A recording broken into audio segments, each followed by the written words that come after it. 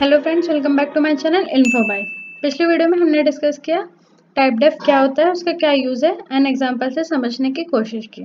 इस वीडियो में मैं आपके साथ डिस्कस करने वाली हूँ what is C plus plus enumerated types. Enumerated types क्या होते हैं, इनम कीवर्ड क्या होता है, इसके बारे में डिस्कस करेंगे।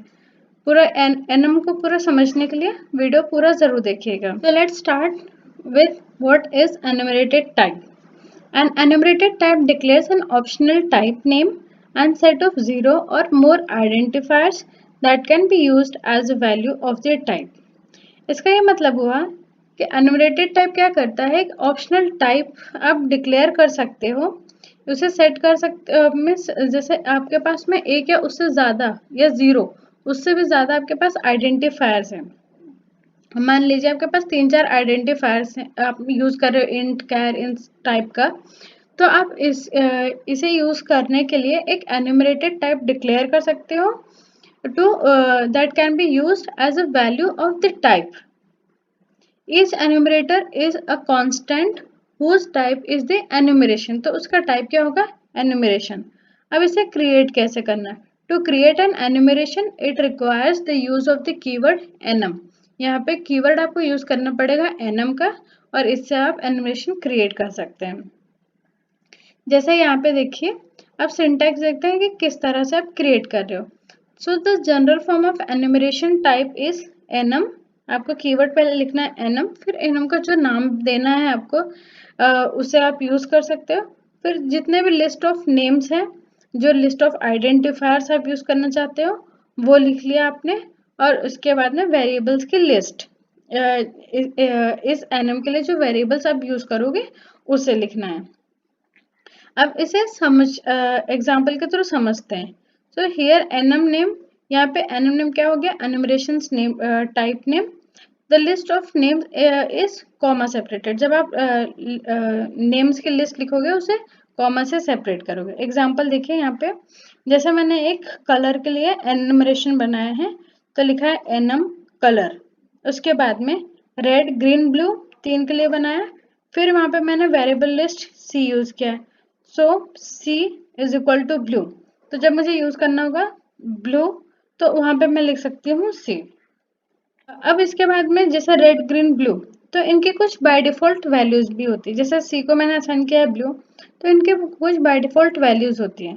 सो what are the by default values when you create an enumeration. तो लिस्ट जो क्रिएट करते हैं, तो by default value, the value of the first name, जो आप पहला नेम दोगे उसकी value 0, the second name is 1, the third has the value 2 and so on.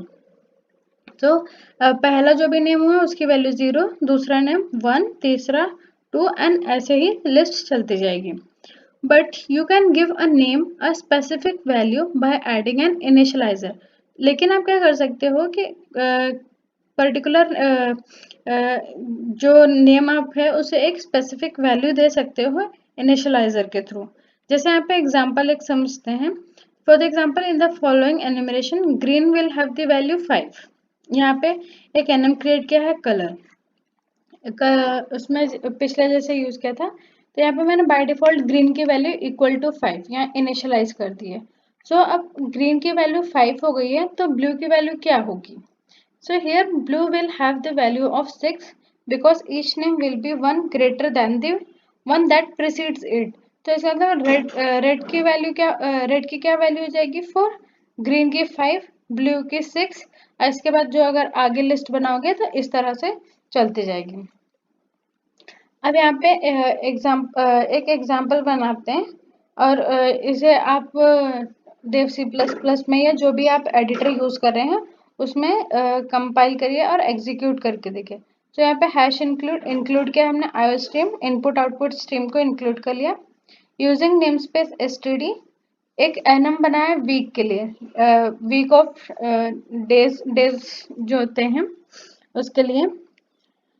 सो यहाँ Sunday, Monday, Tuesday, Wednesday, Thursday, Friday, Saturday, 7 हमारे डेज हो गए, week days.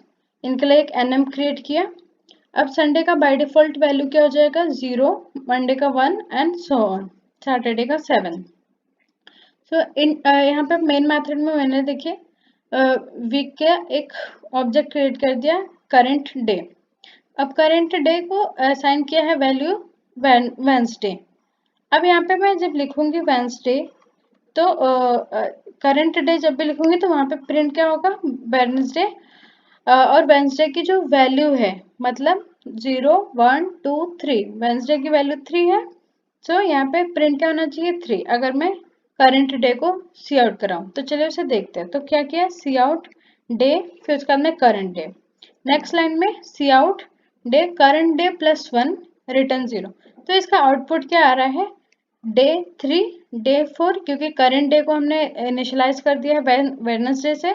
Wednesday क्या है, वो कौन से नंबर पे आ रहा है, 4th नंबर पे, तो उसकी बाय डिफॉल्ट वैल्यू क्या हो जाएगी, 3 हो जाएगी। और करंट डे +1 करेंगे तो क्या हो जाएगा, 4। और मतलब वो किसको पॉइंट कर रहा है, थर्सडे को। सो ये था यूज ऑफ एन्यूमरेशन। आप इस तरह से एन्यूमरेशन यूज कर सकते। सो आई होप आपको समझ में आएगा। पिछले स्लाइड में देखिए, मैंने यहाँ पे जैसे बोला था, एनम कलर रेड ग्रीन को 5 वैल्यू असाइन की और ब्लू को वैल्यू बाय क्या हो जाएगी 6। तो रेड की वैल्यूज जैसे मैंने आपको बोला है, क्या वो सही है या गलत है, ये आप ज़रूर मुझे कमेंट सेक्शन में बताइए, ताकि मुझे पता चले आप उसे एग्जीक्यूट कर रहे हैं या नहीं कर रहे हैं। कमेंट सेक्शन में बताइए और इसका आंसर मैं आपको नेक्स्ट वीडियोज़ में दूंगी। So thank you for watching. And अगर आपने मेरा चैनल अभी तक सब्सक्राइब नहीं किया है तो कर दीजिए, बेल आइकन को प्रेस कर दीजिए, ताकि जैसे मेरी नई वीडियो अपलोड होती है आपको नोटिफिकेशन आ जाए। Thank you.